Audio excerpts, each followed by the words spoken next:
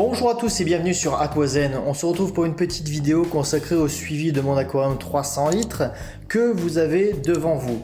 Vous pouvez voir qu'il est assez sympa. Je poste d'ailleurs régulièrement des petites photos sur mon Instagram, histoire que vous voyez l'évolution, et donc du coup j'ai pas pu résister au fait de vous faire une petite vidéo, parce que souvent dans ces commentaires là, il y en a qui me demandent alors à quand la prochaine vidéo, une petite évolution, parle-nous de ton bac. La dernière vidéo vous présentait justement un reset quasi complet de ce bac. Je vous invite à aller la voir si jamais vous l'avez pas déjà visionné, où je changeais l'intégralité des plantes de cet aquarium. J'utilisais des fertilisants particuliers sous forme de capsules, donc c'est toujours intéressant à voir. J'ai fait très peu de modifs. Alors certains me diront oui, je préférais avant, je préfère maintenant, ça c'est une histoire de goût. Après tout, ce qui compte c'est que ça me plaise à moi, ça on est d'accord. Certains me font remarquer parfois que il semble, mais ça c'est tout relatif, en tout cas c'est ce qui se voit sur les photos, c'est que les plantes mangent de l'espace de nage. Les poissons, souvent quand on n'est pas devant l'aquarium, donc on n'est pas susceptible de leur donner à manger, font un peu leur vie, font un peu ce qu'ils veulent et se déplacent à travers les feuilles, etc. Donc ça c'est à prendre en compte, mais oui c'est vrai que ça leur fait moins d'espace de nage. Moi j'ai tendance à croire que plus il y a de plantes, mieux c'est, et en tout cas ça fait toujours plaisir, c'est toujours plus agréable. Qu'est-ce que je peux constater ? En niveau de termes de pousse des plantes, ça s'est très bien développé. En même temps, ça avait été volontaire. J'avais choisi des plantes exprès qui étaient des plantes pour la plupart faciles, à pousse rapide et qui ne nécessitent pas d'injection de CO2. Et c'est là le point sur lequel je vais assister le plus. C'est-à-dire qu'on peut faire des aquariums sympas sans pour autant être bardé de techniques, dépenser beaucoup d'argent, injection de CO2, etc. Alors j'ai pas de plantes rouges, j'ai pas de plantes gazonnantes, j'ai pas de plantes très exigeantes, mais pour autant il y a du vert, c'est joli quoi. Et ça prend de l'espace. Et tout ça, par exemple ici vous avez des hygrophila, les vertes, vous avez de la nubia en haut, vous avez de la cryptocorine ici et là, celle-là j'ai oublié le nom, hein. Mais voilà, c'est des plantes excessivement simples qui n'ont pas besoin d'ajout et qui se suffisent à un éclairage modéré. C'est-à-dire que là, l'éclairage que j'ai sur mon cyano, après le bac n'est pas pour autant parfait. Il y a des saletés, il y a un petit peu d'algues, il y a des feuilles abîmées. Ça oui, ça arrive et ça vous ne le percevez pas forcément ici en vidéo ou en photo. Forcément, j'essaye, quand je prends des photos, j'essaye de faire les images les plus propres possibles. Vous pouvez voir que ma population de poissons n'a absolument pas changé. On a toujours la star de ces aquariums qui sont les acaras bleus électriques. Voilà, du coup, vu que je m'approche, comme toujours, ils pensent que je vais les nourrir. C'est ce qu'on va faire d'ailleurs pour les besoins des vidéos. Je l'ai fait la dernière fois, il me semble, mais c'est toujours assez impressionnant. Déjà, ils se rapprochent. 1, 2, 3.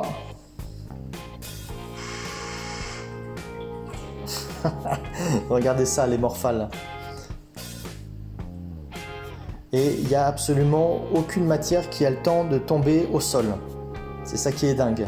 J'utilise ce distributeur de nourriture de chez JBL qui permet d'avoir une grosse contenance et qui permet parfois de mixer aussi plusieurs types de nourriture. Au niveau filtration, ce que je peux vous dire, c'est que j'ai dû malheureusement retirer mon deuxième petit filtre. Je tournais sur 2 filtres. Mon filtre principal, un Aquanova 1200 litres heure, théorique. Ça reste très théorique. Et j'avais un petit filtre d'appoint Tetra 700 litres heure. Je l'avais pourtant retapé, réparé parce que c'était un d'occasion qu'on m'avait passé. Et malheureusement, un jour il a fuité. J'étais limite pas loin de la catastrophe par rapport aux meubles, etc. Donc j'ai dû le retirer. Et depuis quelques semaines, je tourne uniquement avec ce filtre-là. Bon, ça va très bien. J'ai pour projet de passer à un filtre un peu plus balèze, mais ça, ce sera l'objet d'une autre vidéo. Les poissons, comme d'habitude, vont tous très bien. Ils sont très en forme, ils sont très beaux. C'est l'harmonie parfaite. Pour certains, vous aurez peut-être le sentiment d'avoir un bac chargé, ce qui est le cas en poisson. Là, on a l'exemple flagrant d'un bac dit communautaire, c'est-à-dire plusieurs espèces issues de secteurs géographiques différents qui cohabitent au sein d'un même environnement. Vous me direz peut-être certains que les paramètres d'origine de tel ou tel poisson ne sont pas identiques, mais justement le but ultime de l'acclimatation, qu'il soit fait par les professionnels ou par nous, c'est justement de permettre à nos poissons de s'adapter à ces nouveaux paramètres. Après, des fois ça passe et des fois ça passe pas. L'expérience m'a montré bien souvent qu'avec les poissons d'élevage, etc. ou même les poissons sauvages qui ont été capturés, bien souvent sont acclimatés à nos paramètres. Moi, ce que j'ai constaté, c'est qu'en voulant forcer le poisson à le faire vivre dans des paramètres qu'il n'a lui-même jamais connus à l'état naturel, eh bien parfois on a des problèmes. C'est ce qui peut causer souvent la mortalité. Donc au niveau de la maintenance, je suis sur des changements d'eau, allez, une fois tous les 3 semaines à 1 mois, ça dépend. Ça dépend beaucoup de l'état du bac, si je vois qu'il est un peu plus sale que d'habitude ou pas. Là, le dernier changement d'eau date d'il y a quelques jours à peine. Forcément, j'essaie de vous faire les plus belles vidéos possibles. Donc voilà, je fais du changement d'eau 100% eau du robinet. J'ai une eau du robinet qui est relativement dure, entre 7,2 et 7,4 je pense, même si très franchement les paramètres je ne les prends plus. Il est vrai que quand on commence l'aquariophilie, on prend souvent les paramètres pour se donner une idée. Quand on commence à prendre un petit peu d'expérience, qui est mon cas, on détecte assez vite à l'œil si les poissons ont des problèmes ou pas, s'il y a quelque chose qui se trame, voilà, s'il y a une dérive ou quoi. On arrive à s'en rendre compte assez facilement. Là, en l'occurrence, les poissons sont en parfaite santé, tout le monde va bien. Même les derniers poissons que j'ai introduits. En l'occurrence, le dernier poisson introduit, c'était le Farlowella, souvenez-vous. Superbe poisson crayon. J'avais fait une aquafiche dessus, j'avais fait une vidéo spécifique. Donc c'est un magnifique poisson qui est une bonne alternative au fameux Ancistrus, qui lui n'est pas du tout phytophage, il n'attaque pas du tout les plantes. Il sait se faire assez discret et depuis quelques jours, le fait d'avoir remanié quelques plantations, il vient se mettre sur la face avant de la vitre. Donc c'est génial. Avant que j'avais des Vallisneria dans le coin, il était tout le temps caché, ce qui est bien compréhensible. Et là, il me fait le bonheur d'être là en permanence. Et puis, vu que c'est assez touffu en avant-plan, il est content. L'Acara qui passe juste à côté, qui vient tout déménager, cette grosse brute. C'est quand même un magnifique poisson. L'Acara bleu électrique. Donc là, les Acara, contrairement au tétra du Congo et au Melanotonia, les tétras du Congo et les Melanotonia, ils ont plutôt tendance à utiliser vraiment la longueur, faire des allers-retours ou rester en stationnaire. Eux, les Acara, vous voyez bien qu'ils utilisent vraiment tous les espaces. Ils sont parfois en zone haute, en zone basse. Ils n'hésitent pas à aller vraiment dans tous les endroits du décor, se cacher. Des fois, on se demande où ils sont. C'est vraiment un poisson qui occupe tout l'espace. Je me demande même si je vais pas faire un aquarium spécifique Acara bleu électrique un jour. Tellement que c'est un poisson qui est fascinant et qui est super à observer. Néanmoins, il est très pacifique. Il n'y a aucun souci de cohabitation avec les autres poissons. Sur le groupe Facebook que j'administre, Aquazen le groupe, j'ai souvent des personnes qui demandent conseil sur le type de population qu'ils peuvent adopter sur un aquarium entre 150 et 300 litres, qui veulent une population originale. Mais moi je leur conseille souvent les tétras du Congo, qui sont vraiment magnifiques, qui ont un comportement super, ils ont des superbes voiles, des reflets bleus, un comportement pacifique, dynamique. Bref, c'est un poisson qui est, je pense, idéal à maintenir en banc. Vous avez également les Melanotonia, vous pouvez voir sur plusieurs formes, ici le rouge, le Melanotonia boismani orange et bleu. Au niveau des plantes, vous pouvez voir pour les puristes, parce que je sais qu'il y en a qui regardent les vidéos et qui sont très sur les détails, qui remarquent même des détails que moi parfois j'ai même pas remarqué. Ici sur la partie gauche, j'avais des plantes qui se nommaient des Eusterialis, je crois. Plantes à tiges, plantes à pousse rapide, mais qui ne me donnaient pas satisfaction. C'est-à-dire qu'elles se noircissaient, elles ne faisaient pas des belles feuilles. Bien souvent, avec le problème de l'éclairage, vu que la végétation était dense, en bas j'avais 20 cm de tiges sans feuilles. Donc c'était pas top. J'ai préféré, à mon plus grand désespoir, les enlever. Et j'ai plutôt réparti cette hygrophila, dont le nom m'échappe, mais que je vous remettrai soit dans les commentaires, soit en incrustation. Ou au pire, vous allez voir la précédente vidéo.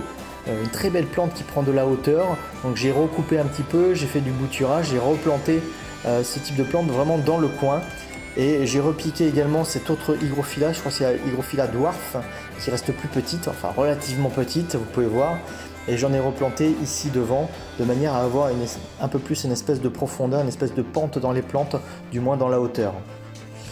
Cette hygrophila, elle est relativement assez fragile, vous pouvez voir ici à côté du Farlowella, des feuilles qui sont abîmées, ici aussi, Alors, est-ce que ce sont les acaras? Est-ce que ce sont les poissons à force de...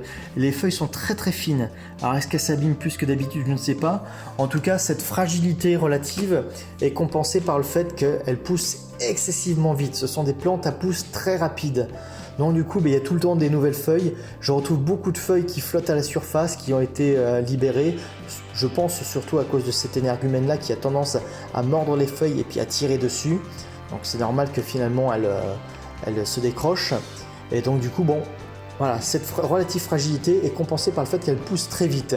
Et c'était ça mon objectif avec ces satanés acaras qui sont aussi beaux que dévastateurs des fois. J'avais un tapis de plantes avant pour ceux qui se souviennent et c'est eux qui me l'ont détruit. J'avais pas envie de revivre la même expérience, c'est-à-dire mettre des belles plantes et qu'elles soient saccagées par ces satanés poissons. Donc là ça a l'air de fonctionner pour le moment. Ici sur mes anubias j'étais obligé de couper certaines grosses feuilles, c'est dommage parce que j'ai ce genre de points qui se développent sur les feuilles. J'avais vu la réponse peut-être sur le groupe Facebook où c'était quoi? Ah, j'ai oublié le nom. Mais c'est assez répandu malheureusement. Alors j'ai dû couper les feuilles les plus infestées et qui devenaient pas belles. Et c'est assez fréquent avec les anubias. Peut-être que c'est dû aux paramètres, je peux l'entendre, pas de souci.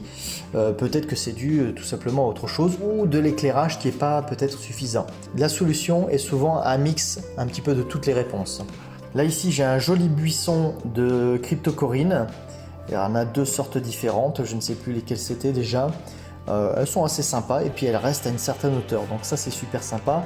Et puis cette petite plante ici qui pousse de manière très moyenne, je les ai jamais taillées depuis le début, depuis la mise en place, et on peut voir ici qu'elle est, bon là il y a les feuilles un petit peu en dessous, vous ne le voyez pas super, mais qui sont un peu sales, mais on voit des nouvelles pousses qui arrivent, donc elles poussent au fur et à mesure. Là je vois qu'elles ont beaucoup apprécié le dernier changement d'eau que j'ai fait. Elles ont pris 2 cm en quelques jours. Pour preuve aussi que le renouvellement des nutriments de l'eau aussi il fait pour beaucoup. Donc voilà, ce petit update est terminé, j'espère que ça vous aura plu, j'espère que ça aura éclairé certains qui se posaient des questions. En tout cas vous pouvez le voir, je suis sur une maintenance qui est très très simple. Si pour les plantes, certains vont me demander, donc là il n'y a pas de CO2 et ce que je donne c'est tout simplement de l'engrais assez basique. Je donne du Profito, c'est-à-dire d'une part de l'Easy Life Profito en engrais et du carbone, du CO2 liquide si vous voulez, de la même marque. Je vous mettrai les liens en description si besoin. Pour moi c'est un des meilleurs engrais que j'ai trouvé niveau rapport qualité-prix et aussi quantité, durabilité des bouteilles si vous voulez en termes de dosage. Des fois il y a des marques où vous dépensez la bouteille en 2 temps 3 mouvements. Là quand on achète une bouteille on a quand même le temps de doser même sur des gros aquariums. Voilà, ceci étant dit, j'ai souvent la remarque, ce sera mon dernier mot, pour ceux qui veulent vraiment avoir un aquarium bien planté avec des plantes pas forcément hyper faciles. Oui, c'est sûr que si je mettais du CO2, ce serait beaucoup plus développé, il faudrait que je taille de manière assez spectaculaire. Si je mettais du CO2 par exemple, cette plante dans le fond à droite, depuis le temps, serait déjà à la surface, de manière très rapide. Donc ça c'est un choix, chacun voit midi à sa porte. Moi j'ai décidé de simplifier mes installations. En même temps avec le nombre d'aquariums que j'ai, c'est bien normal que je veuille me simplifier les choses. Et puis j'arrive à faire des jolies choses de mon point de vue tout du moins. En faisant simple. Que ce soit en aquariophilie d'eau douce ou en aquariophilie marine, je suis assez partisan de ne pas monter des grosses usines à gaz qui coûtent un bras et de montrer aussi aux gens qu'on peut faire des choses sympas sans pour autant partir dans des trucs de fou quoi, et en testant ses paramètres tous les jours. Ah oui, si tu veux me suivre, il y a plusieurs moyens, sache-le. Il y a le groupe Facebook si tu veux, mais ça c'est pas forcément pour me suivre. La star du groupe Facebook c'est plus les membres et qui partagent leur expérience dans un excellent état d'esprit et dans un climat bienveillant. Donc n'hésite pas à y venir si tu veux un peu aller dans un groupe Facebook où tu te fais pas clasher à la moindre question que tu poses. Et puis il y a mon compte Insta qui a été renommé Aquaterrazen parce que je fais aussi de la terraophilie. Et d'ailleurs j'ai aussi une chaîne secondaire qui s'appelle Terrazen. N'hésite pas à y aller si jamais tu es intéressé par le contenu reptile terrario, ou si tout simplement tu aimes bien le contenu que je produis. Allez, salut, à la prochaine. Et n'oubliez pas en attendant, restez zen.